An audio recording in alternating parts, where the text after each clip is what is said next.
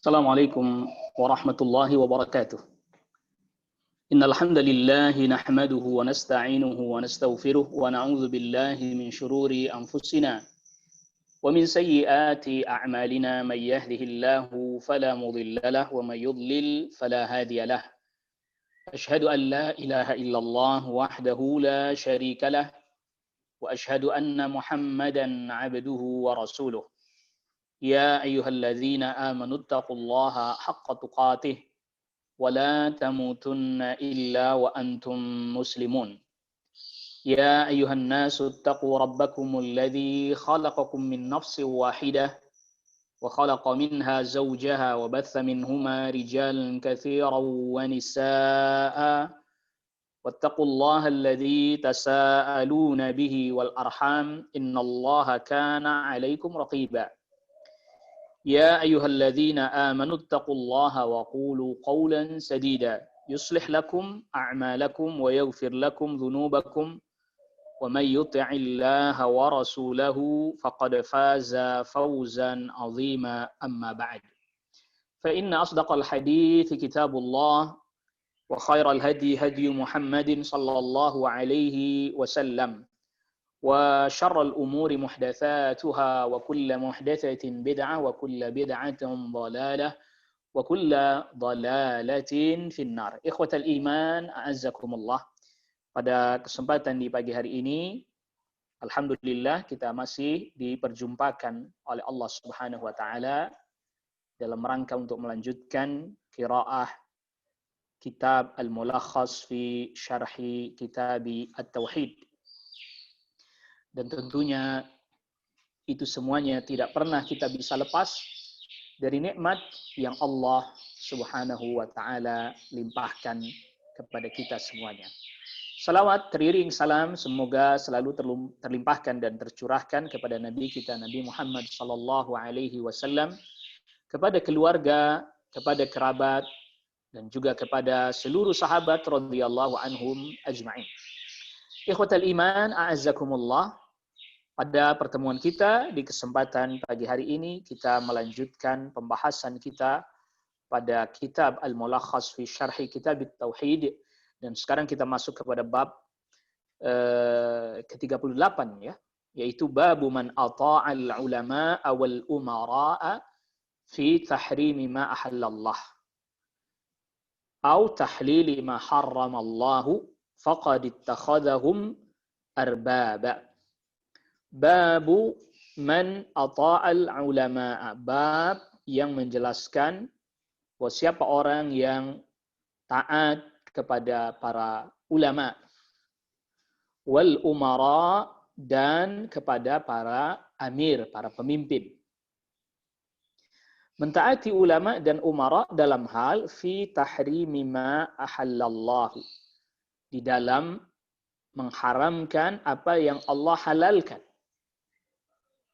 atau tahlili ma haramallahu, atau menghalalkan apa yang Allah haramkan, atau tahlili ma haramallahu faqad ittakhadhahum arbaba, maka sama saja menjadikan para ulama dan umara sebagai Rabb selain Allah. Jadi ini bab ingin menjelaskan bahwa siapa orang yang mentaati ulama dan umara dalam hal sesuatu, dia ketika para ulama dan para umara mengharamkan apa yang Allah halalkan, kita ikuti, nggak boleh.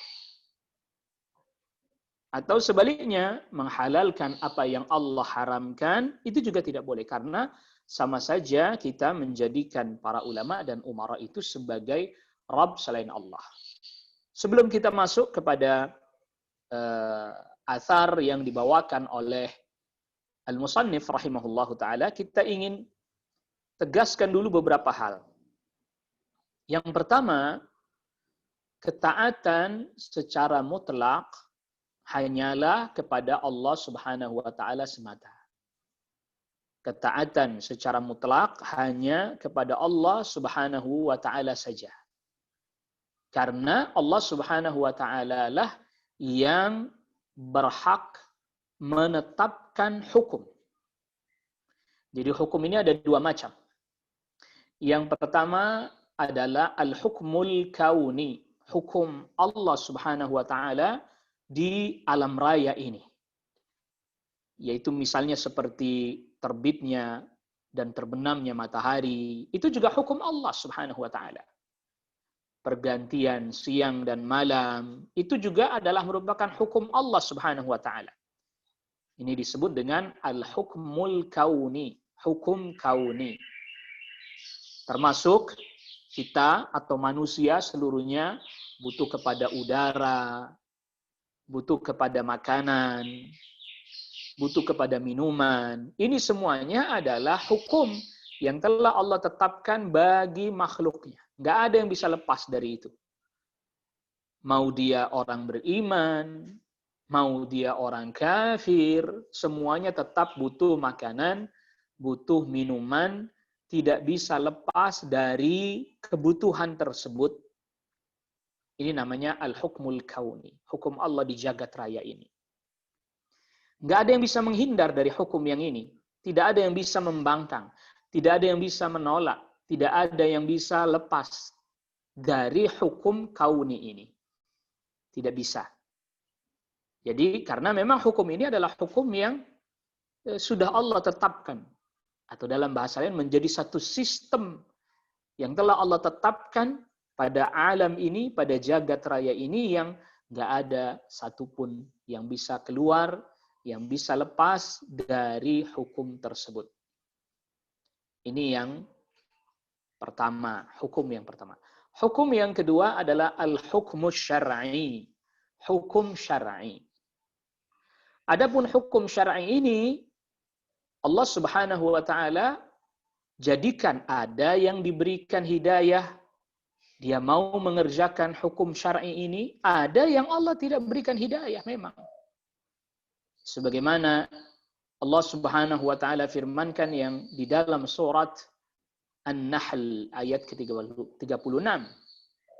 Awal mula ayatnya, "Walaqad ba'atsna fi kulli ummatin rasula an ya'budullaha wajtanibut taghut." Dan telah kami utus pada setiap umat seorang utusan. Apa tugasnya para utusan ini? Menyeru manusia, an ya'budullaha, beribadahlah kalian. Menyeru umat, beribadahlah kalian hanya kepada Allah, wajtanibut taghut, dan jauhilah segala sesuatu yang disembah selain Allah Subhanahu wa taala. Ini hukum syar'i ini. Yang Nabi SAW atau yang para Rasul dakwahkan ini hukum syar'i. Ya, beribadahlah hanya kepada Allah, jauhilah segala sesuatu yang disembah selain Allah. Ini namanya al-hukmu syar'i. Lalu kemudian apa ada lanjutan ayatnya? فَمِنْهُمْ مَنْ هَدَى اللَّهُ وَمِنْهُمْ مَنْ حَقَّتْ عَلَيْهِ الضَّلَالَةُ. Di antara mereka ada yang Allah berikan petunjuk untuk taat kepada Rasul atau pada utusan yang menyerukan dan memerintahkan hukum syar'i ini. Wa minhum man haqqat 'alaihi dhalalah, tetapi di antara mereka juga ada yang telah jelas bagi mereka kesesatan. Artinya dia tidak bisa keluar dari, dia tidak bisa tunduk taat kepada Allah Subhanahu wa taala. Dia tidak bisa beribadah atau dia enggak mau beribadah kepada Allah Subhanahu wa taala. Jadi perbedaannya bahwa pada hukmul kauni, hukum kauni qadari, hukum Allah pada alam ini, jagat raya ini, nggak ada satu pun yang bisa lepas. Allah tetapkan itu semuanya. Nah, tetapi pada hukum syar'i memang ada yang Allah berikan hidayah untuk bisa mengerjakannya, ada yang memang tidak mengerjakannya, itu pun ketetapan dari Allah Subhanahu wa taala. Nah, dalam hukum ini yang menetapkan hukum seluruhnya, baik hukum kauni ataupun hukum syar'i adalah siapa? Allah Subhanahu wa taala. Inil hukmu illa lillah. Hukum ini semuanya adalah milik Allah Subhanahu wa taala. Ketetapan ini semuanya adalah milik Allah Subhanahu wa taala. Nah, karena hukum yang menetapkan adalah Allah Subhanahu wa taala, maka yang berhak ditaati hanyalah siapa? Secara mutlak hanyalah Allah Subhanahu wa taala. Adapun Rasul sallallahu alaihi wasallam kita taati ya karena perintah Allah Subhanahu wa taala. Lalu kemudian yang selain Rasul yang memegang urusan. Yang memegang urusan ini ada dua golongan. Yang memegang urusan ini ada dua golongan. Yang pertama adalah yang memegang urusan syariat, urusan syar'i, yaitu para ulama. yang memegang urusan-urusan terkait dengan dunia, itu para umara. Dulunya jadi satu ya, ulama dan umara ya dia juga. Sahabat Abu Bakar As-Siddiq radhiyallahu an, beliau khalifah. Beliau juga ulama tentunya. Sahabat Umar bin Khattab radhiyallahu an, ketika beliau menjadi khalifah, beliau khalifah. Ulama juga bukan? Tentu ulama juga. Begitu juga sahabat Utsman bin Affan radhiyallahu an, begitu juga sahabat Ali bin Abi Thalib radhiyallahu an. Mereka adalah ulama plus juga umara. Namun kemudian seiring perjalanan waktu, kemampuan manusia berkurang, ya maka kemudian terjadi pemisahan. Makanya ulil amri tadinya itu ya maknanya ya umara yang juga tentunya ulama juga. Tapi akhirnya kemudian para ulama tafsir semisal Al-Imam Al-Hafidh Ibn Katsir menafsiri firman Allah Subhanahu wa taala yang itu firman Allah, ya ayyuhalladzina amanu athi'ullaha wa athi'ur rasula wa ulil amri minkum. Wahai orang-orang yang beriman, taatlah kepada Allah, taatlah kepada Rasul, dan yang memegang urusan. Uli itu yang memiliki. Al-amri urusan di antara kalian. Yang memegang urusan di antara kalian. Di sana, Al-Imam Al-Hafidh Ibn Katsir, ini surat An-Nisa ayat 56 ya. Di mana Allah Subhanahu wa taala menyebut ulil amri, orang yang memegang urusan. Al-Imam Al-Hafidh Ibn Katsir jelaskan al-ulama wal umara, yang memegang urusan ulama dan umara, baik urusan agama ataupun urusan dunia. Nah, agama itu jadi bukan berarti kita memisahkan antara agama dan dunia, bukan. Di agama itu mengatur seluruh urusan kita, baik yang terkait dengan bab-bab syariat, terkait juga dengan urusan-urusan dunia. Diatur semua oleh syariat, nggak ada yang tidak. Tentu bentuk penjelasannya yang berbeda-beda. Ada yang secara global, dalam bentuk kaidah-kaidah umum, ada yang detail rinci, betul ada. Tapi tidak semuanya pada satu tingkatan. Tetapi semuanya diatur, tidak mungkin tidak. Secara umum, karena Rasulullah Sallallahu Alaihi Wasallam telah sabdakan, "Ma baqiya syai'un yuqarribukum ilal jannati wa yubaidukum minan nari illa qad buyyina lakum." Tidaklah tersisa sesuatu apapun yang bisa mendekatkan diri kalian kepada syurga, menjauhkan kalian dari neraka, illa qad buyyina lakum. Kecuali sudah dijelaskan semuanya kepada kalian. Sudah dijelaskan semuanya. Ya, jadi yang memegang urusan ulil amri ini adalah orang yang berilmu dan para penguasa, para pemimpin. Tetapi lanjutan ayatnya tadi, fa in tanaza'tum fi syai'. Kalau seandainya kalian berselisih dalam satu hal. Jadi misalnya ada satu aturan, satu hukum, ya, ini berselisih kita. Berbeda pandangan dalam hal tersebut, maka kemudian Allah Subhanahu wa taala firmankan apa yang harus dilakukan? Farudduhu ilallahi war rasul. Maka kembalikanlah kepada Allah Subhanahu wa taala dan kepada Rasul. Lihat. Jadi ini syariat sudah mengajarkan kepada kita, Allah Subhanahu wa taala memberitahukan kepada kita agar kita mengembalikan.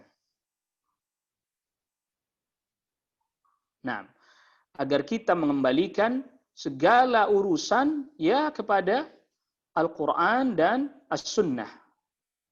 Ya, kepada Al-Qur'an dan kepada sunnah Nabi sallallahu alaihi wasallam. Ya, dikembalikan. Ini surat An-Nisa ya, ayat ke-59. Ya ayyuhalladzina amanu athi'ullaha wa athi'ur rasul. Wahai orang-orang yang beriman, taatlah kepada Allah, taatlah kepada Rasul. Ya. Jadi kita taat kepada Rasul, perintah dari Allah Subhanahu wa taala. Ya, wa ulil amri minkum, dan yang memegang urusan di antara kalian. Kalau ada terjadi perselisihan ini antara kita dengan yang memegang urusan. Tak mungkin kita berselisih dengan Rasul sallallahu alaihi wasallam. Ya, tidak mungkin kita berselisih dengan Allah Rabbul Alamin, enggak mungkin. Tidak mungkin juga Allah Subhanahu wa taala berselisih dengan Rasul sallallahu alaihi wasallam atau Rasul sallallahu alaihi wasallam berselisih dengan Allah Subhanahu wa taala, enggak mungkin itu. Maka fa in tanaza'tum, perhatikan ayatnya. Apabila kalian berselisih, kita dengan ulil amr berbeda pandangan.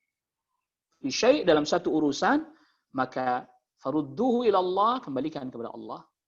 Waruddu ila Rasul, dan kembalikan kepada Rasul sallallahu alaihi wasallam. Maka hakikatnya kita taat secara mutlak hakikatnya kepada Allah Subhanahu wa taala. Ketaatan kita secara mutlak kepada Rasulullah sallallahu alaihi wasallam atau ittiba kita secara utuh hanya kepada Rasulullah sallallahu alaihi wasallam berdasarkan perintah dari Allah Subhanahu wa taala, karena Rasulullah sallallahu alaihi wasallam dijaga oleh Allah Subhanahu wa taala, maksum. Beliau sallallahu alaihi wasallam apabila ada kekeliruan langsung diingatkan oleh Allah Subhanahu wa taala. Beliau sallallahu alaihi wasallam dinaungi wahyu dari Allah Rabbul Alamin, dijaga oleh Allah Rabbul Alamin. Maka ketaatan mutlak tidak ada kepada makhluk, melainkan hanya kepada Rasul atas perintah Allah Subhanahu wa taala. Oleh karena itulah Rasulullah sallallahu alaihi wasallam sabdakan, la ta'ata li makhluqin fi ma'siyatil khaliq. Tidak ada ketaatan kepada makhluk manapun dalam bermaksiat kepada Allah Subhanahu wa taala. Termasuk bagian daripada ibadah adalah at-ta'ah. Taat kepada Allah Subhanahu wa taala. Taat. Maka mentaati ulama, mentaati umara itu dalam hal yang memang tidak bertentangan dengan syar'illah, dengan syariat Allah Subhanahu wa taala, dengan tuntunannya Nabi sallallahu alaihi wasallam. Ya, dalam hal ini perhatikan, dalam hal mengharamkan, enggak boleh taat kepada ulama dan umara dalam hal mengharamkan apa yang Allah halalkan. Misalnya contoh ya, ini contoh saja. Apabila misalnya ada ulama yang mengharamkan makan daging ayam misalnya, daging ayam itu haram, enggak boleh dimakan, ya kita enggak taati. Atau sebaliknya mengharamkan apa yang Allah halalkan. Kalau tadi daging ayam halal, oh haram. Ini mengharamkan apa yang Allah halalkan. Atau kemudian dia menghalalkan apa yang Allah haramkan. Daging babi halal misalnya. Oh jelas ini jangan diikuti. Kok kita ikuti padahal jelas itu adalah perkara yang bertentangan dengan apa yang Allah Subhanahu wa taala syariatkan, maka ini sama saja kita beribadah kepada ulama tersebut. Berarti sama saja kita beribadah kepada umara tersebut. Ya. Nah, tentunya dalam hal ini juga poin yang selanjutnya yang harus kita pahami tadi, pertama bahwa ketaatan mutlak hanya kepada Allah Subhanahu wa taala. Poin yang selanjutnya adalah di dalam bab ini kan Asy-Syaikh menyebutkan dalam mengharamkan apa yang Allah halalkan atau menghalalkan apa yang Allah haramkan. Ya, ini. Nah, ini juga nanti ada penjelasan dari para ulama. Ada perkara yang haram yang masih diperdebatkan di antara para ulama. Ya. Keharamannya diperdebatkan karena misalnya ketidakjelasan dalil ya. Karena dalil yang datang tidak jelas, dalil yang datang tidak tegas menjelaskan tentang hal itu misalnya.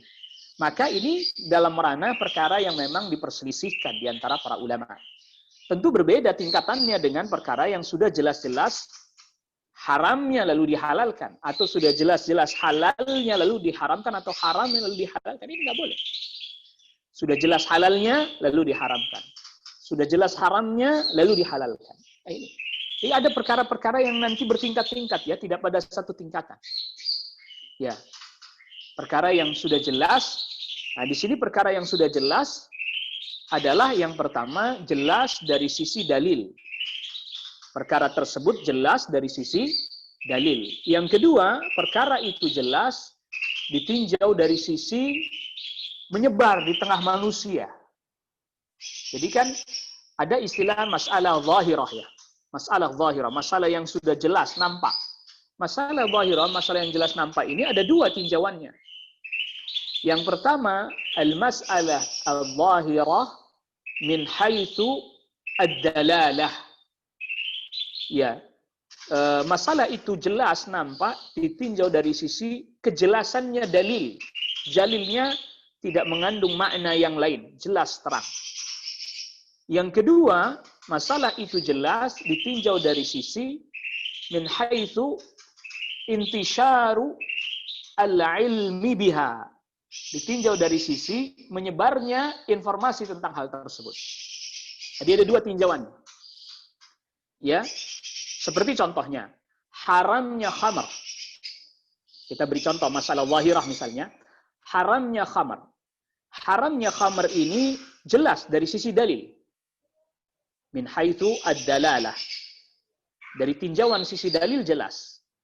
Lalu kemudian yang kedua, intisyarul ilm. Menyebarnya ilmu bahwa orang semua tahu. Orang awam, orang yang berilmu semua tahu bahwa khamar hukumnya haram. Maka ini adalah masalah al-zahirah, perkara yang zahirah. Kewajiban salat misalnya. Dari sisi dalil jelas. Aqimus salat, dirikanlah salat. Ya. Dan seterusnya dalil-dalil jelas. Lalu kemudian ini kejelasan ditinjau dari sisi dalil yang menunjukkannya jelas. Yang kedua ditinjau dari sisi menyebarnya ilmu tentang kewajiban salat, intisyarul ilmi.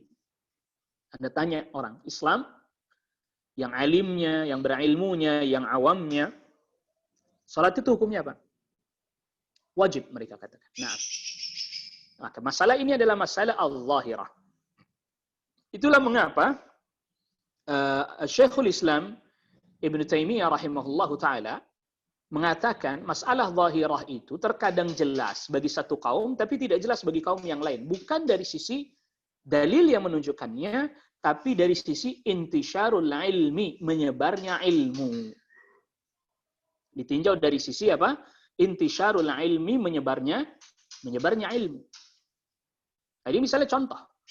Ya. Contoh masalah salat. Masalah salat sekarang walhamdulillah zahirah. Min haitsu ad-dalalah, dilihat dari sisi penunjukan dalil, wa min haitsu intisyarul ilmi biha, dan ditinjau dari sisi penyebaran ilmu tentang kewajiban salat orang tahu. Tetapi nanti akan datang satu masa, sebagaimana hadis diriwayatkan oleh Imam Ibnu Majah, akan datang satu masa, satu kaum di mana mereka mengucapkan la ilaha illallah, tidak tahu apa itu salat, tidak tahu apa itu puasa, tidak tahu apa itu zakat. Sehingga tatkala dikatakan kepada mereka, kenapa kalian mengucapkan la ilaha illallah? Kami mengucapkan la ilaha illallah ya karena orang tua kami mengucapkan la ilaha illallah, kami mengucapkannya. Nah, lihat.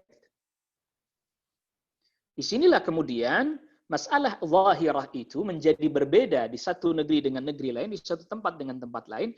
Ditinjau dari sisi apa? Ditinjau dari sisi intisyarul ilmi biha, menyebarnya pengetahuan tentang masalah tersebut, bukan dari sisi dalalah, bukan dari sisi dalalatul kitab wa sunnah, bukan ditinjau dari sisi penunjukan Al-Quran dan Sunnah terhadap masalah itu jelas, tapi intisyarul ilm biha, itulah yang dimaksudkan wallahu alam oleh Syekhul Islam Ibn Taimiyah rahimahullahu taala, bahwa masalah itu terkadang zahirah di satu negeri tapi tidak zahirah di negeri yang lain. Masalah itu zahirah di satu tempat, tapi khafiyah, menjadi tersembunyi di tempat yang lain, min haitsu intisyaru al-ilmi biha. Nah, adapun masalah yang tadi kita sudah sebutkan, contohkan haramnya khamr misalnya.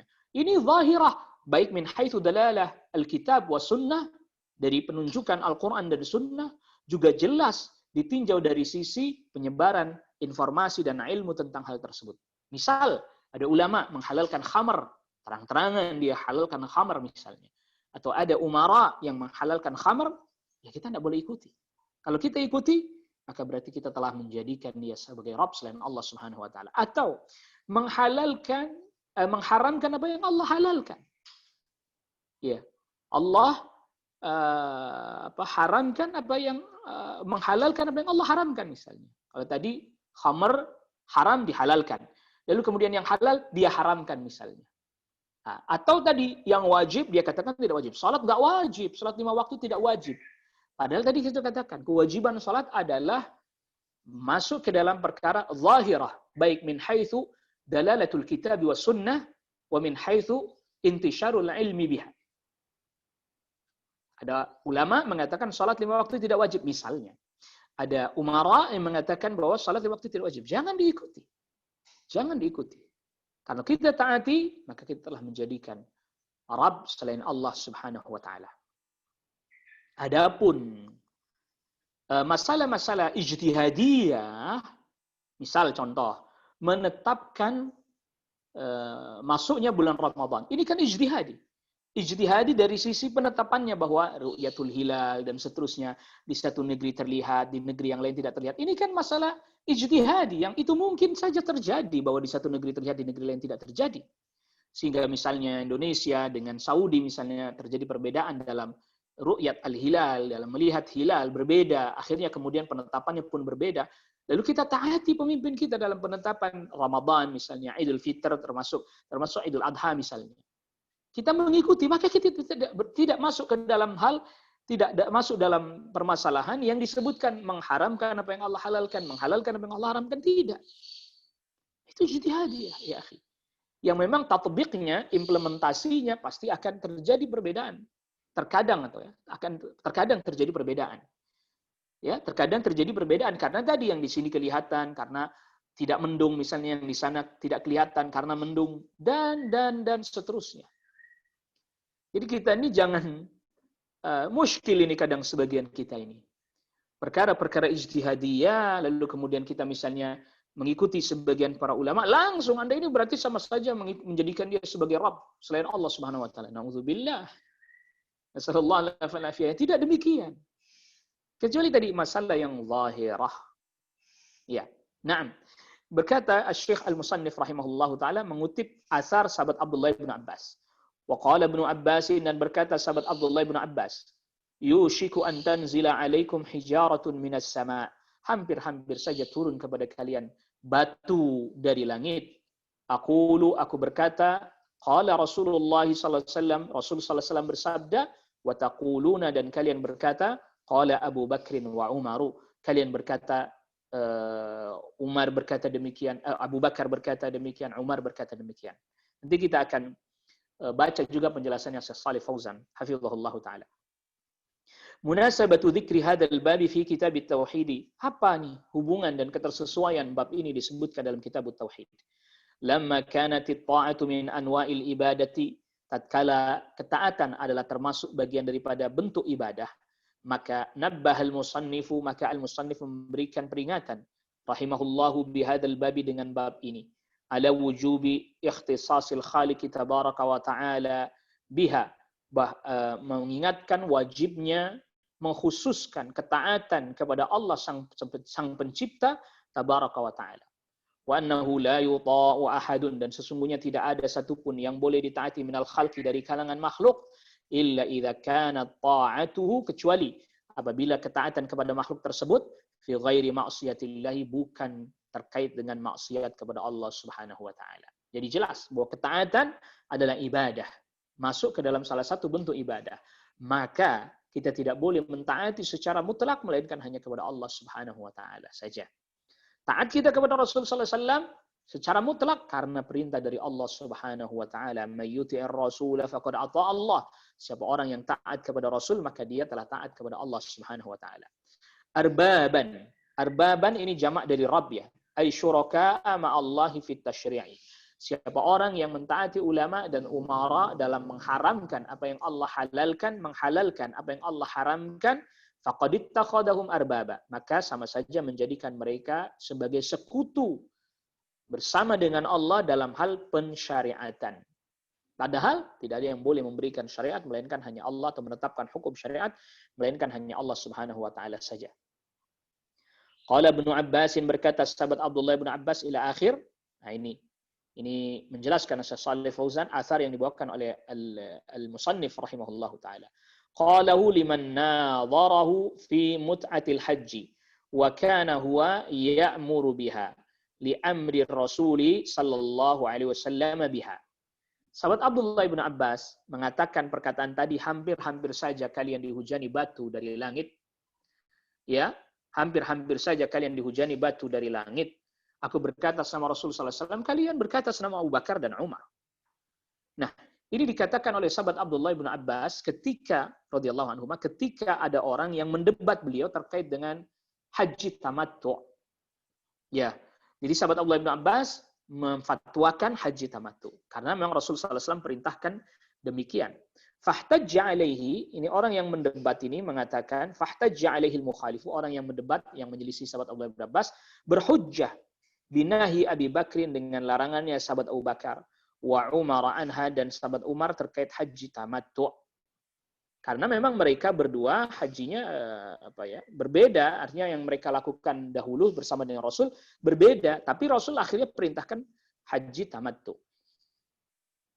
Wahtajja Ibnu Abbasin bi sunnati Rasul sallallahu alaihi wasallam. Haji kiran ya, la'allahu itu. Wahtajja Ibnu Abbasin bi sunnati Rasul. Abdullah bin Abbas berhujjah dengan sunnah Rasul sallallahu alaihi wasallam. Jadi di sini yang ingin dijelaskan oleh al-musannif rahimahullahu taala wallahu alam adalah bagaimana ketaatan secara mutlak hanya kepada Rasul sallallahu alaihi wasallam. Ya, perkataan yang selainnya Rasul sallallahu alaihi wasallam, bahkan Abu Bakar dan Umar, mereka kan tidak maksum, mereka bisa keliru. Tetap perkataan mereka, perbuatan sahabat Abu Bakar, perbuatan Umar, ini diklarifikasi dengan perbuatan dan sabda Rasulullah sallallahu alaihi wasallam. Jadi kalau sahabat Abu Bakar, sahabat Umar saja, perkataan mereka, perbuatan mereka harus dicocokkan dengan Rasulullah sallallahu alaihi wasallam, ya apalagi kita hari ini. Yushiku artinya maknanya ayyaqrubu wa yadnu wa yasra'u. Dekat, ya, hampir atau cepat, ya hampir saja kalian dihujani batu dari langit. Al-makna al-ijmali lil athari, makna global athar ini, anna ibn Abbas radhiyallahu anhuma, bahwa sesungguhnya sahabat Abdullah bin Abbas radhiyallahu anhuma yatawaqqa'u ayyanzilallahu uqubatan. Takut Allah turunkan hukuman minas sama'i, dari langit, ajilatan yang disegerakan, syani'atan yang buruk, biman yuqaddimu, bagi orang yang mendahulukan qaula Abi Bakrin wa Umar, yang mendahulukan perkataan sahabat Abu Bakar dan sahabat Umar radhiyallahu anhuma, mendahulukan perkataan keduanya ala qauli Rasulillah sallallahu alaihi wasallam, mendahului perkataan Rasul sallallahu alaihi wasallam. Li'anna al-imana bir Rasul sallallahu alaihi wasallam, karena keimanan kepada Rasul sallallahu alaihi wasallam yaqtadi, berkonsekuensi, mutaba'atahu, mengikuti Rasulullah sallallahu alaihi wasallam, wa taqdima qaulihi, dan mendahulukan perkataan Rasulullah sallallahu alaihi wasallam ala qauli kulli ahadin, ya, mendahulukan perkataan Rasul sallallahu alaihi wasallam, mendahului perkataan setiap orang, kainan mangkana, siapapun dia. Munasabatu dzikrihi fil babi, ketersesuaian menyebutkan asar ini dalam bab, hubungannya apa?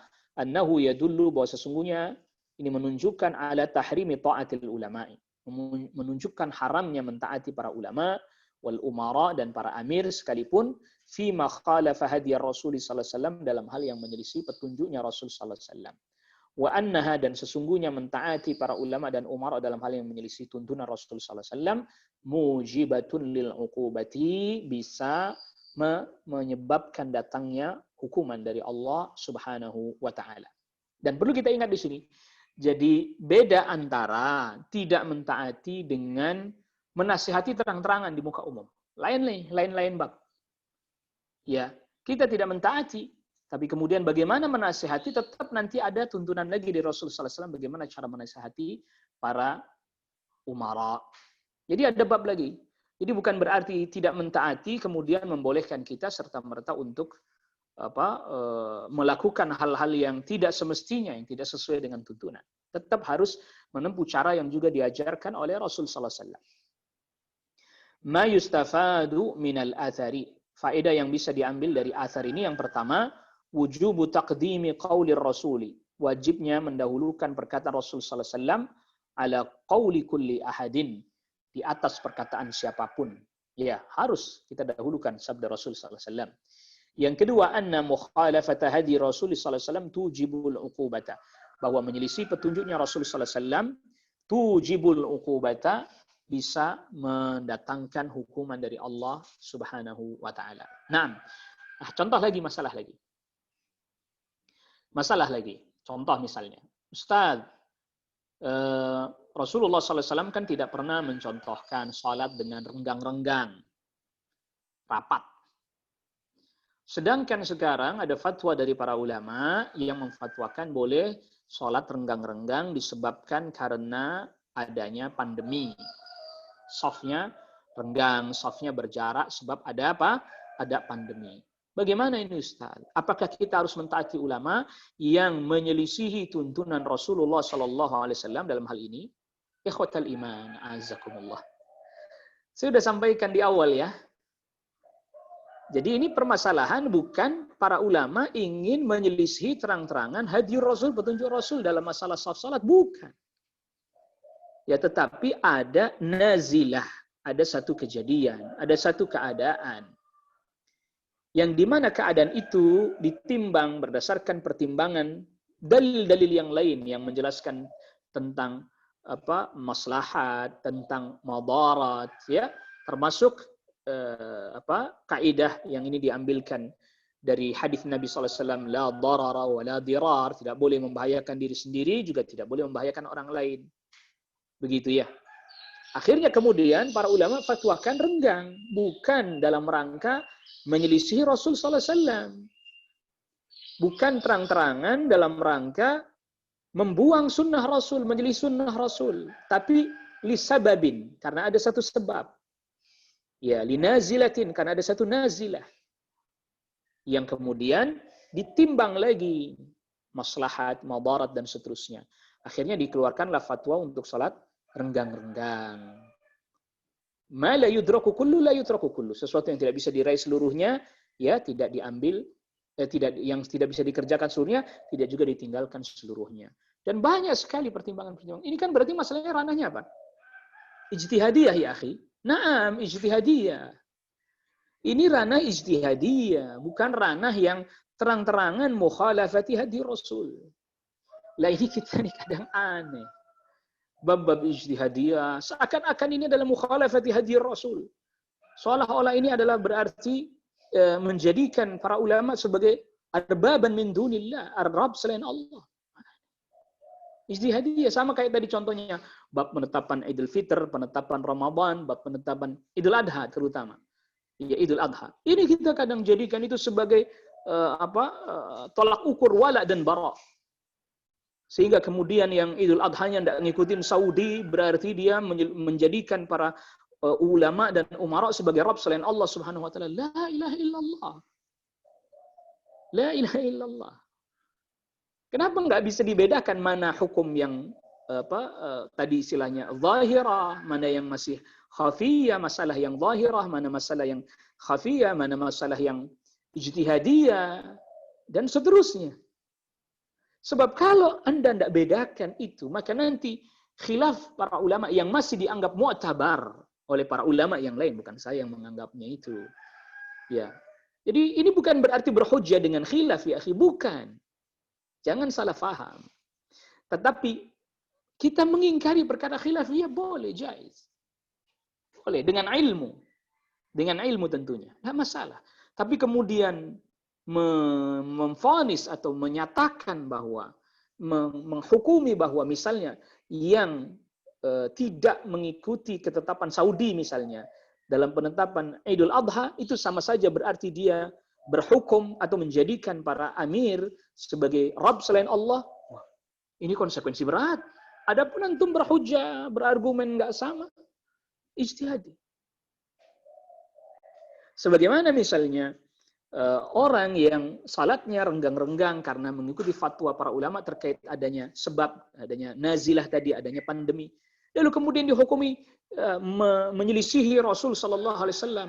Lalu kemudian dikatakan bahwa berarti dia telah menjadikan para ulama sebagai Rabb selain Allah. La ilaha illallah. Ini juga berlebihan, melampaui batas. Ya. Ini juga apa? Berlebihan dan melampaui batas. Kalau dimaknai yang seperti tadi atau dihukumi seperti tadi. Naam. Kita lanjutkan ikhwatal iman, a'azzakumullah. Selanjutnya al-musannif rahimahullahu taala mendatangkan perkataan al-Imam Ahmad ibn Hanbal. Waqala, dan berkata Ahmad bin Hanbalin, berkata Imam Ahmad bin Hanbal, ajibtu liqaumin, aku sangat merasa aneh. Jadi ini bukan takjub yang suka, bukan, tapi takjub yang tidak suka. Jadi kadang-kadang kata-kata ajiba ini bisa berarti sesuatu yang dia senang, ada kalanya sesuatu yang dia ingkari atau dia tidak suka. Ya, ajibtu liqaumin araful isnad, aku merasa aneh bagi satu kaum yang mengetahui sanad, wasihhatahu, dan sahihnya hadis. Yadhabuna ila ra'i Sufyan, tapi dia lebih memilih pendapatnya Sufyan. Yang dimaksud di sini Syekh Shalih Fauzan katakan Sufyan Ats-Tsauri. Wallahu ta'ala yaqulu, sedangkan Allah Subhanahu wa ta'ala berfirman, falyahdharil ladzina yukhalifuna an amrihi an tusibahum fitnatun aw yusibahum adzabun alim. Falyahdhar, hendaklah berhati-hati, takutlah orang-orang yang menyelisih perintah Rasul sallallahu alaihi wasallam, antusibahum fitnatun, mereka akan terkena fitnah, au yusibahum azabun alim, atau mereka akan terkena azab yang pedih. Atadri mal fitnah? Tahukah engkau apa itu fitnah? Al fitnatu asyirku. Fitnah adalah kesyirikan. Yang paling besar atau makna fitnah yang paling berat adalah syirik. Al fitnatu asyaddu minal qatl. Fitnah lebih berat daripada membunuh. Nah, ini yang dimaksud di sini adalah asyirk, kesyirikan. Bukan fitnah seperti dalam bahasa kita ya, bukan. La'allahu idza radda ba'dha qawlihi, bisa jadi ketika seseorang menolak sebagian dari sabda Nabi sallallahu alaihi wasallam, ay yaqa'a fi qalbihi syai'un min az-zayghi fayahlik. Ada muncul di dalam hatinya salah satu bentuk kesesatan, penyimpangan, ketergelinciran, ya. Lalu kemudian jadi az-zaygh al-udul anil haqqi. Dia apabila dia menolak sebagian sabda Nabi sallallahu alaihi wasallam akan muncul dalam hatinya berbelok dari kebenaran. Ya, hatinya akan berbelok dari kebenaran. Jadi membiasakan diri menolak sabda Rasul sallallahu alaihi wasallam, dibiasakan. Oh, itu enggak begitu, maksudnya begini dan seterusnya lah. Itu lama-kelamaan dalam hati ada kecondongan kepada batil. Sehingga kemudian lama-kelamaan hatinya jadi rusak, lebih condong kepada yang batil dibandingkan yang hak. Fayahlik. Ya, maka dia binasa. Nah, fayahlika, maka dia binasa. At-tarajim, beberapa biografi ringkas dari nama yang disebutkan di dalam apa yang dikatakan oleh musannif di dalam matan.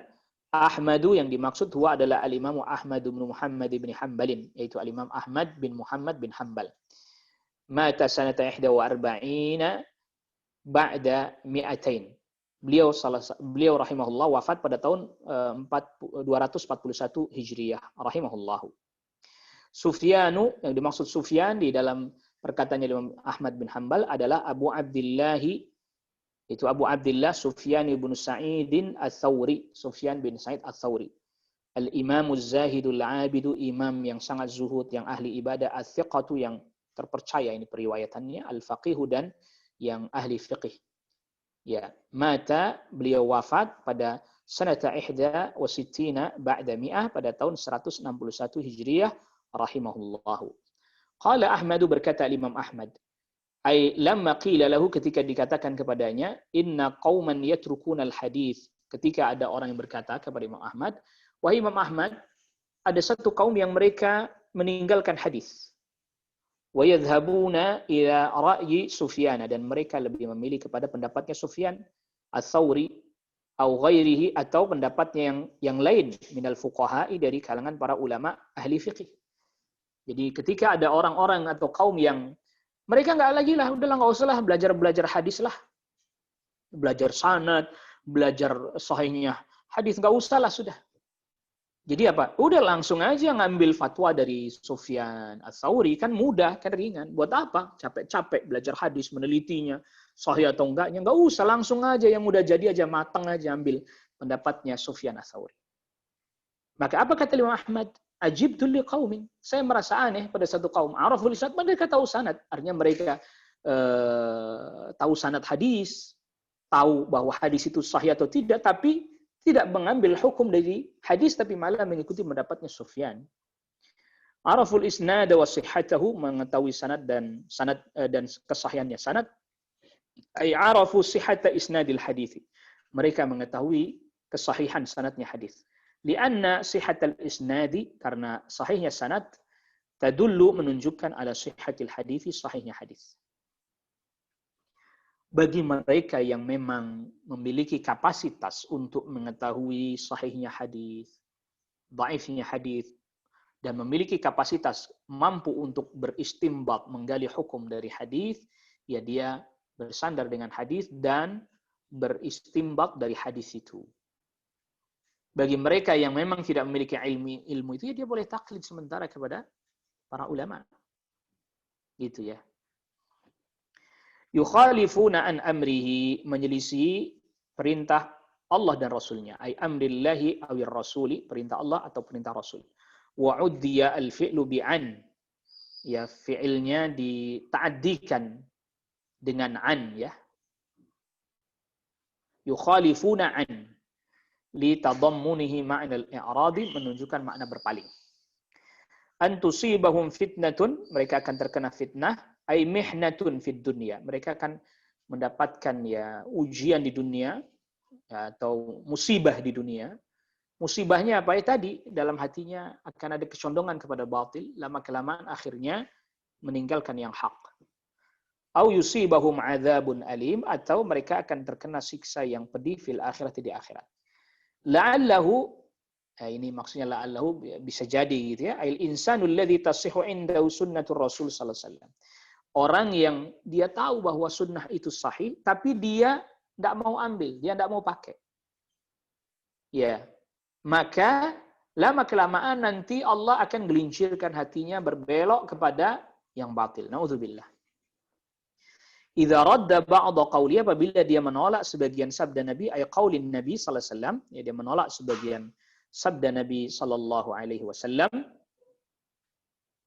min az-zayghi, ya, dia akan muncul dalam hatinya az-zaygh, ay al-udul, yaitu berpindah, berpaling anil haqqi, dari kebenaran, wa fasadul qalbi, dan rusaknya hati. Jadi kalau orang membiasakan diri menolak hadis Nabi sallallahu alaihi wasallam, nanti hatinya akan jadi condong kepada kebatilan. Nauzubillah. Al-ma'na al-ijmali, makna global apa yang dikatakan oleh Imam Ahmad, yunkirul imamu Ahmadu ala man ya'riful hadits as-sahiha an Rasulillah sallallahu alaihi wasallam. Al-Imam Ahmad mengingkari orang yang mengetahui hadis sahih dari Rasul sallallahu alaihi wasallam. Thumma ba'da dzalika, kemudian setelah itu, setelah dia mengetahui hadis itu sahih, yuqallidu Sufyan aw ghairahu, dia kemudian bertaklid kepada Sufyan Ats-Tsauri atau yang lain. Jadi Sufyan Ats-Tsauri ini contoh. Ini bukan berarti merendahkan Sufyan Ats-Tsauri, bukan. Al-Imam Ahmad mengajarkan bahwa ketaatan mutlak hanya kepada Rasul sallallahu alaihi wasallam. Adapun kemudian seseorang dia tidak memiliki kemampuan untuk menggali hukum, bertaklid kepada sebagian ulama dalam jangka waktu tertentu sampai dia memiliki kemampuan untuk bisa memahami dalil dan memahami hukum yang terkandung dari dalil, maka dia kemudian mengikuti dalil. Ya. Thumma ba'da dzalika, kemudian setelah itu yuqallidu Sufyana, dia bertaklid kepada Sufyan Ats-Tsauri atau ghairahu, atau kepada selain Sufyan Ats-Tsauri, fima yukhaliful hadits, dalam hal yang menyelisih hadis. Wa ya'tadhiru bil a'dzaril batilati, dan dia berargumen dengan argumen-argumen yang batil. Liyubarrira fi'lahu, untuk membenarkan perbuatannya. Jadi sudah jelas hadis sahih, tapi kemudian dia taklid kepada salah seorang ulama, lalu dia beralasan dengan banyak alasan. Kita ini siapa? Kita ini kan nggak bisa ijtihad, kita kan nggak bisa memahami hadis loh. Padahal penjelasan para ulama terkait dengan hadis itu banyak. Maka di sini terdapat manhajiyah li talibil ilm. Ya, metode yang mesti ditempuh oleh para penuntut ilmu. Yang pertama yang dia lakukan adalah dia harus berusaha mengetahui validitas satu dalil. Kalau Al-Quran jelas. Hadis misalnya, valid, hadisnya sahih, dia teliti bahwa para ulama misalnya kalau toh ada yang mendhaifkan hadis ini misalnya, itu tidak setanding dan tidak sebanding dengan para ulama yang mensahihkannya misalnya. Berarti kuat ini hadis. Tentu juga berdasarkan kaidah ilmu hadis misalnya. Setelah dia ketahui, lalu kemudian dia lihat bagaimana penjelasan para ulama ahli hadis dari masa ke masa, dari waktu ke waktu terkait dengan hadis ini, sekaligus menimbangnya dengan juga membaca perkataan para ulama dan menimbangnya berdasarkan kaidah-kaidah usul al-fiqh yang di sana terkandung metode-metode bagaimana istinbat al-ahkam, ya. Yang lalu kemudian setelah itu dia simpulkan. Berarti kesimpulannya dari hadis ini demikian. Maka penuntut ilmu, atau misalnya dia pun mencari para ulama yang berbeda pandangan dalam menyimpulkan hadis itu misalnya. Lalu kemudian dia pun mencari penjelasan para ulama yang lain yang menyanggahnya, yang membantah itu. Setelah semua terkumpul itu pada dirinya, lalu kemudian dia pun berusaha menyimpulkan. Ya, maka orang yang seperti penuntut ilmu yang semisal seperti ini, maka dia sudah bisa menyimpulkan satu hukum dari hadis itu tadi dengan proses yang panjang, yang lalu kemudian dia berpegang dengan itu. Ya, ini artinya secara metode penuntut ilmu dia berpegang itu. Namun karena misalnya masalah ini adalah masalah yang memang ijtihadiyah, yahtamil kadza wa kadza, mungkin begini, mungkin begitu, maka dia boleh berpegang dengan ini dan dia membantah dengan yang berbeda dengan dirinya boleh. Membantah yang berbeda dengan dirinya boleh, menyanggah yang berbeda dengan dirinya boleh. Tetapi ketika itu memang ranahnya ijtihadiyah, dia tetap memberikan kelapangan dan kelonggaran. Yang mau berpandangan seperti itu, tafadhal, silahkan. Nah sekarang ini dikabulkan orang yang berpegang kepada hadis, loh hadis itu kan baru hanya diteliti sahih atau tidaknya, soal istinbat hukumnya lain lagi. Dahulu para ulama itu berkumpul pada mereka, tentu berbeda-beda satu dengan yang lain apa yang Allah berikan pada mereka ya. Jadi berkumpul pada mereka ya hadis, penelitian sahihnya hadis sekaligus juga istinbatnya. Ya, berkumpul pada mereka. Begitu. Namun karena memang perbendaharaan riwayat yang berbeda-beda pun akhirnya juga menyebabkan hasilnya berbeda. Nah, yang jelas di sini banyak sekali tinjauannya ya, akhi.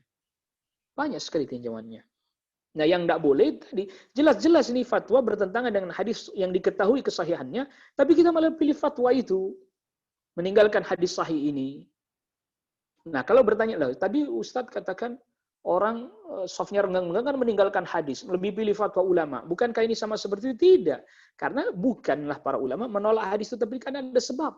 Bukan hadis itu pun dhaif menurut mereka, tidak. Karena ada sebab. Seperti misalnya, kecuali ada sebab memang dia, ada lagi misalnya contoh sebab riwayat itu sampai kepadanya dari jalur yang dhaif misalnya. Lalu dia tidak menerima hadis itu, ya nggak masalah. Imam Malik misalnya.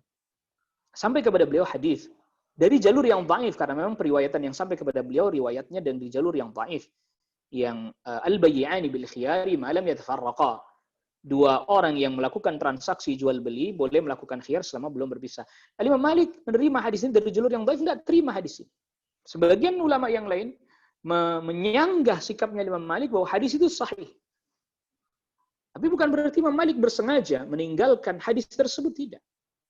Apa kemudian kita katakan bahwa Imam Malik menolak hadis Rasulullah SAW? Al-jawab la. Jawabannya tidak. Ma'anna al-fardha wal hatma. Ini jadi yang sudah jelas terang. Ya. Sudah jelas terang. Jadi misalnya sudah jelas terang. Seperti yang dijelaskan oleh Imam Ahmad itu maksudnya sudah jelas terang. Tidak ada ihtimalat. Tapi kemudian dia tetap membenarkan mengikuti fatwa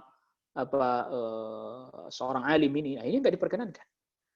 Ma'anna al-fardha, padahal yang wajib, wal hatma yang harus, alal mu'mini bagi seorang mukmin, idza balaghahu kitabullah, apabila sampai kepadanya kitabullah, wa sunnatur rasuli dan sunnah Rasul sallallahu alaihi wasallam, wa alima makna dzalika dan dia mengetahui makna kitabullah dan sunnah Rasulillah, fi ayyi syai'in kana, dalam hal apapun, kewajibannya adalah ayya'mala bihi, dia mengamalkannya, walau khalafahu man khalafahu, walaupun siapapun orang yang menyelisihinya. Fabidzalika, maka dengan hal tersebut, amarna rabbuna tabaraka wa ta'ala, Rabb kita itu Allah Subhanahu wa taala perintahkan kita. Wa amarna nabiyuna sallallahu alaihi wasallam, dan itu juga yang diperintahkan oleh nabi kita sallallahu alaihi wasallam. Thumma yatakhawwafu al-Imam Ahmad ala man sahhat, lalu kemudian Imam Ahmad mengkhawatirkan ala man sahhat indahu sunnatu Rasulillah sallallahu alaihi wasallam, bagi orang yang telah sahih pada dirinya sunnah Rasul sallallahu alaihi wasallam, thumma khalafa syai'an minha, lalu kemudian dia menyelisihinya, ayyazigha qalbuhu, hatinya akan melenceng, ya, condong kepada kebatilan, melenceng dari kebenaran. Fayahlika, maka dia pun binasa, fid dunya, di dunia, ya, terkena fitnah di dunia, yaitu jadi menyimpang bahkan sampai jatuh kepada kesyirikan. Wal akhirati, dan di akhirat, wa yastashhidu, dan berdalil al-Imam Ahmad bil ayatil madhkurati, dengan ayat yang tadi disebutkan, falyahdharil ladzina yukhalifuna an amrihi an tusibahum fitnatun aw yusibahum adzabun alim, dalam surat An-Nur ayat ke-63. Wa mathaluha fil Qur'ani katsirun, dan perumpamaan tentang hal ini banyak di dalam Al-Qur'an. Seperti contohnya kaqauli, seperti firman Allah Ta'ala, falamma zaghu azaghallahu qulubahum. Ketika hatinya melenceng, ketika mereka melenceng, maka Allah juga jadikan hati mereka melenceng juga. Ketika mereka condong kepada kebatilan, maka Allah jadikan hati mereka juga condong kepada kebatilan. Surat As-Saff ayat yang kelima. Munasabatu dzikril babi, ketersesuaian menyebutkan bab ini. Yang pertama adalah at-tahdhir, menyebutkan perkataan Imam Ahmad di dalam bab ini adalah at-tahdhiru min taqlidil ulama'i, peringatan keras atau larangan keras mentaklid para ulama, min ghairi dalilin, tanpa dalil. Ya tadi kita sudah katakan, ya, orang yang memang tidak punya kemampuan, lalu kemudian dia mengikuti atau taklid Rasulullah, boleh diberi keringanan bagi dirinya. Tapi dia terus belajar. Watarkul amali bukan terus kemudian tidak belajar terus, tidak. Watarkul amali bil kitab was sunnati dan meninggalkan mengamalkan Al-Quran dan Sunnah. Wa anna dzalika syirkun fi ta'ati dan itu termasuk kesyirikan dalam hal ketaatan. Ma yustafadu minal athari, faedah yang bisa diambil dari athar ini, tahrimut taqlidi ala man ya'rifud dalil, haramnya taklid bagi orang yang mengetahui dalil. Wa kaifiyatal istidlali dan bagaimana cara berdalil. Dia tahu itu ya dia nggak boleh bertaklid. Yang kedua, jawazut taklidi, bolehnya taklid liman la ya'rifud dalila, bagi orang yang nggak tahu dalil. Bi ayyuqallida man yathiqu bi ilmihi, dia bertaklid kepada orang yang dipercaya ilmunya wa dini dan agamanya min ahli ilmi dari kalangan para ulama. Boleh, kata siapa tidak boleh? Ya boleh bertaklid ya kepada ulama yang ia percaya, boleh. Dalam hal yang dia tidak mengetahui dalilnya, dalam hal yang dia belum mengetahui dalilnya. Naam, lalu kemudian selanjutnya di dalam bab ini diturunkan atau didatangkan hadis dari Adi bin Hatim. Berkata al-musannif rahimahullahu taala, an Adi bin Hatim, dari Adi bin Hatim radhiyallahu anhu, annahu sami'a an-nabi sallallahu alaihi wasallam yaqra'u hadhihi al-ayata. Sesungguhnya Adi bin Hatim mendengar Nabi sallallahu alaihi wasallam membaca ayat ini. Ittakhadhu ahbarahum wa ruhbanahum arbaban min dunillahi. Mereka menjadikan para ahbar, para ulama mereka, ruhban, ahli ibadah mereka sebagai Rabb selain Allah. At-Taubah ayat ke-31. Faqultu lahu, kata Adi bin Hatim, aku berkata kepada Rasulullah sallallahu alaihi wasallam, inna lasna na'budum, kami enggak nyembah mereka kok Rasul. Kami enggak sujud kepada mereka kok Rasul. Qala Rasul sallallahu alaihi wasallam kemudian bersabda, alaysa yuharrimuna ma ahallallah. Bukankah mereka mengharamkan apa yang Allah halalkan, fatuharrimunahu, lalu kalian pun mengharamkannya, kalian ikut-ikutan juga. Wa yuhilluna ma harramallahu fatuhilluna, dan kalian menghalalkan apa yang Allah haramkan, kalian pun menghalalkannya. Faqultu bala, ya Rasul, kami melakukan hal itu. Qala fatilka ibadatum, iya itu berarti ibadah kepada mereka. Jadi taat itu bagian daripada ibadah. Rawahu Ahmad wa Tirmidzi wa hasanahu. Hadis ini diriwayatkan Imam Ahmad dan At-Tirmidzi dan Imam Tirmidzi menghasankannya. At-Tarajim, biografi ya. Biografi yang disebutkan sini yang pertama Adiyun, yaitu wa huwa Adi bin Hatim At-Tai. Beliau adalah Adi bin Hatim At-Tai, sahabiyun syahirun, sahabat yang terkenal, hasanul islami, dan baik keislamannya. Beliau masuk Islam, tadinya orang Nasara, masuk Islam dan keislamannya baik. Mata sanata 98 hijriyatan, beliau wafat pada tahun 68 hijriyah, walahu 120 sanatan, usianya adalah 120 tahun radhiyallahu anhu. Ittakhadhu ja'alu, makna ittakhadhu ja'alu, menjadikan. Ahbarahum, ahbar artinya adalah ulama al-Yahud, ulama Yahudi. Wa ruhbanahum, ruhban artinya adalah ubad dan Nasara, yaitu para ahli ibadah dari kalangan Nasara. Arbaban min dunillahi, sebagai Rabb selain Allah. Haitsu taba'uhum, di mana mereka orang-orang Yahudi Nasara mengikuti ulama mereka, ruhban mereka. Fi tahlili ma harramallah, dalam menghalalkan apa yang Allah haramkan. Wa tahrimi ma ahalla, dan mengharamkan apa yang Allah halalkan. Lasna na'buduhum, kami enggak nyembah mereka. Dhanna, kata Syekh Shalih Fauzan, ini Adi bin Hatim mengira annal ibadata yuradu biha taqarrubu ilaihim bisujudi. Yang dimaksud dengan ibadah menurut mereka atau yang difahami oleh Adi bin Hatim yaitu mendekatkan diri kepada para rahib dan ahbar dengan cara sujud wa nahwihi faqat, dan yang semisal sujud saja. Padahal bukan hanya itu, mentaati juga termasuk ibadah. Alaysa yuharrimun ila akhir.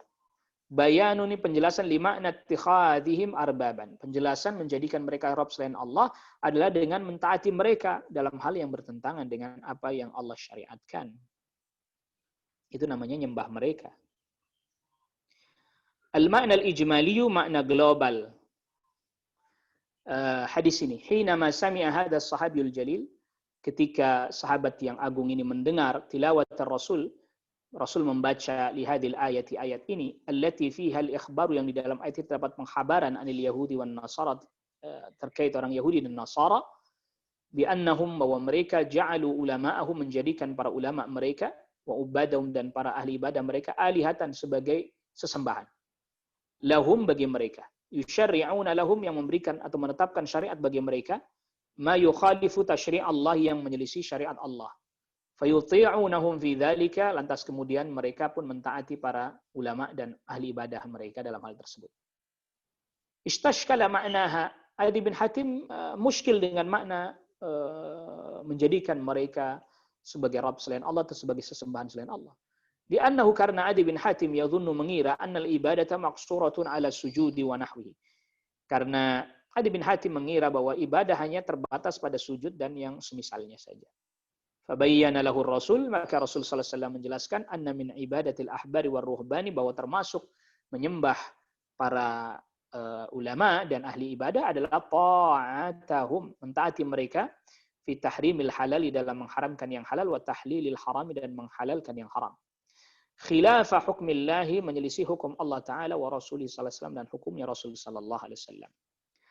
Munasabatul hadithi lil babi, ketersesuaian hadis ini dengan bab anna ta'atal makhluqi, bahwa ketaatan kepada makhluk fi ma'siyatillah, dalam maksiat kepada Allah, adalah ibadatun lahu, adalah ibadah kepada makhluk tersebut. Min dunillahi, yang selain Allah Subhanahu wa taala. La siyama fi tasyri'il ahkami, apalagi dalam pensyariatan hukum-hukum. Wasannil qawanini, dan menetapkan perundang-undangan al-mukhalifati, yang menyelisih li hukmillahi, hukum Allah. Ma yustafadu minal hadithi, faedah yang bisa diambil dari hadis ini.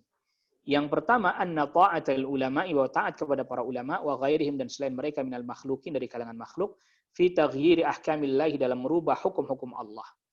Idza kana al-muti'u ya'rifu, apabila orang yang mentaati mengetahui mukhalafatahum, bahwa mereka menyelisih li syar'illahi, kepada syariat Allah, menyelisih syariat Allah, syirkun akbaru, adalah syirik besar. Kita tidak boleh mentaati para ulama ataupun yang lain termasuk umara yang jelas-jelas merubah hukum Allah. Itu jadi tadi contohnya ya. Kita berikan contoh yang mudah dulu agar supaya kita mudah memahaminya. Khamr itu halal. Kita taati, syirik besar. Ya, syirik besar. Karena jelas-jelas itu perkara yang zahirah, masalah yang zahirah. Atau mengatakan kesyirikan itu boleh, kesyirikan itu halal. Wah, ini. Kita tahu bahwa itu bertentangan lalu kita taati, tidak boleh. Gitu ya.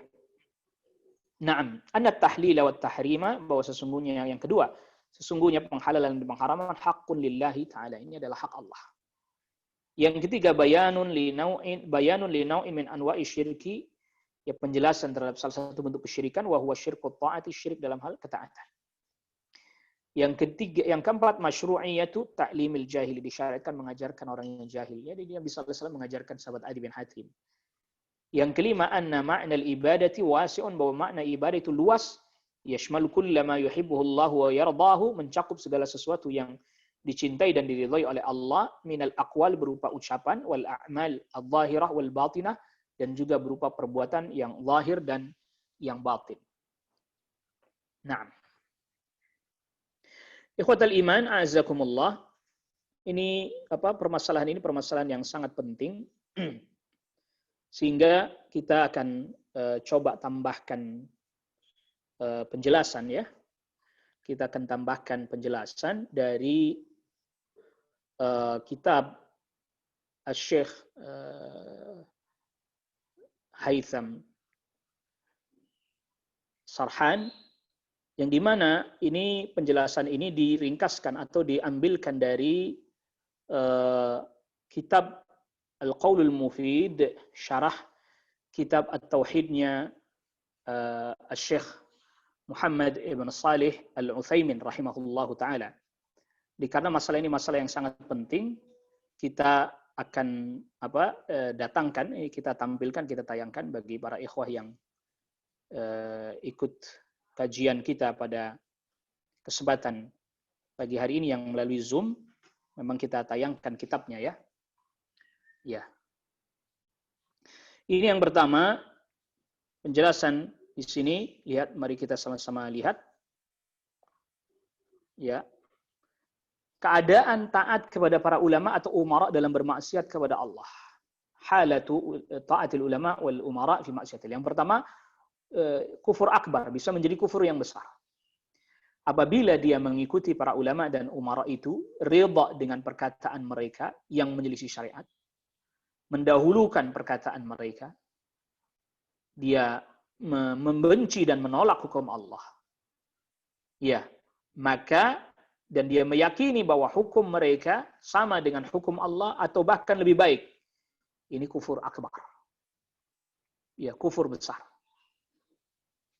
Yang kedua, kata Syekh Muhammad bin Shalih Al-Utsaimin rahimahullah taala, kufur kecil dan tetap berbahaya, bisa menyebabkan dia jatuh pada kufur yang besar, yaitu mengikuti mereka redha, dia mengikuti perkataan para ulama yang menyelisihi Allah dan Rasulnya, tapi dia dalam keadaan dia redha dengan hukum Allah, mengetahui dan meyakini bahwa hukum Allah lebih maslahat, lebih baik bagi hamba, bagi negeri, tetapi karena ada hawa nafsu sehingga dia lebih mendahulukan perkataan para ulama tersebut. Ya, seperti dia ingin mendapatkan kedudukan, jabatan misalnya, atau ya harta, begitu ya. Dia tahu bahwa hukum Allah itu yang lebih utama, tapi ya gimana lagi, nanti orang mau bilang apa. Begitu. Dia sebenarnya tahu itu kebenaran. Dia menolaknya karena hawa nafsu. Ya, ini kufur kecil, kata Syekh Muhammad bin Shalih Al-Utsaimin, dan bahaya tetap. Bisa menyebabkan dia jatuh pada syirik besar. Lalu kemudian yang ketiga ada perincian. Fihi tafsilun. Dalamnya ada perincian. Bi ayyuta bi'ahum jahilan wa yadhunnu annahu hukmullah. Dia mengikuti karena ketidaktahuan, karena kebodohan, bahwa hal tersebut adalah hukum Allah. Nah, ini ada dua keadaan. Dia mungkin untuk mengetahui kebenaran, dia kalau dia bisa untuk mengetahui kebenaran, tapi dia tidak mau melakukan hal tersebut, dia berdosa karena nggak mau mencari hal tersebut, kebenaran tersebut, nggak menuntut ilmu. Ya, atau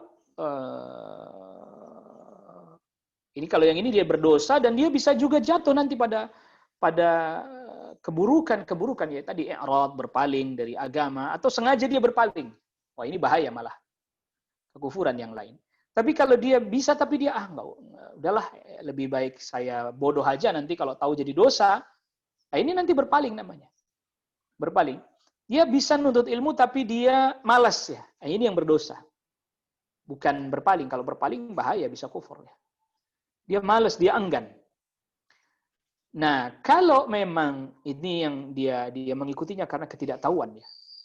Ketidaktahuan. Jadi oleh karena itu, ketidaktahuan itu ya jangan dibiarkan. Orang tuh jadi nggak tahu terus.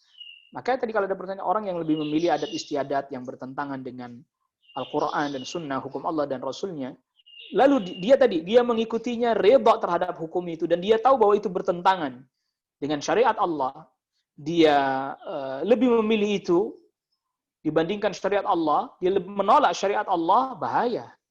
Bisa kufur akbar. Tapi dia mengikuti itu karena kebodohannya, dan dia sebenarnya kalau menuntut ilmu bisa, tapi dia malas, dosa, tapi juga bahaya. Akan menyeret dia pada apa? Pada yang lebih besar dari itu. Kalau tidak ada orang alim di negerinya, tidak mungkin dia bisa menuntut ilmu karena informasi tidak ada di negerinya. Ya, ini diberi uzur sampai kemudian datang para dai atau masuk informasi. Ya makanya seperti sekarang ini, kajian yang kita lakukan seperti sekarang ini dengan melalui media sosial seperti ini dalam rangka juga menyebarkan ilmu, sehingga orang tidak lagi, kami nggak ada bisa nuntut ilmu, nggak bisa lagi dia beralasan. Anda punya kuota, iya. Lalu kemudian tahu ada di YouTube ada kajian, ada, muncul. Anda buka, enggak. Nah, ini bagaimana dia masih diuzur? Ya, bagaimana dia masih diuzur dengan keadaan yang seperti itu? Nah, jadi ini nanti tiga keadaan ini menjawab pertanyaan yang ditanyakan ini oleh akhana Abdullah Hanif ya, orang yang lebih memilih adat istiadat nenek moyang terdahulu. Bagaimana kalau dia sudah dinasihati, diberitahukan, tapi dia menentang, dan dia mungkin belajar. Dia mungkin belajar. Dia mungkin menuntut ilmu. Dia bisa menuntut ilmu, tapi dia menolak dengan keras. Dan kita beritahukan kepadanya, kalau Anda menolak ini bahaya, Anda bisa jatuh kepada kufur yang besar bahkan. Kalau dia sudah tahu, iya saya sudah tahu ini benar, saya tahu iya sih ini benar, tapi gimana nanti apa kata orang? Nanti saya menjadi dicela oleh mereka. Ini kufur kecil tapi juga bahaya, tetap bisa mengantarkan dia pada kufur yang besar. Ikhwatal iman azakumullah. Ini yang bisa kita bahas pada pertemuan kita di kesempatan pagi hari ini. Kita cukupkan dulu kajian kita. Wassallallahu ala nabiyina Muhammadin wa ala alihi wa sahbihi wa sallama tasliman katsira. Subhanakallahumma bihamdik asyhadu an la ilaha illa anta astaghfiruka wa atubu ilaik. Assalamualaikum warahmatullahi wabarakatuh.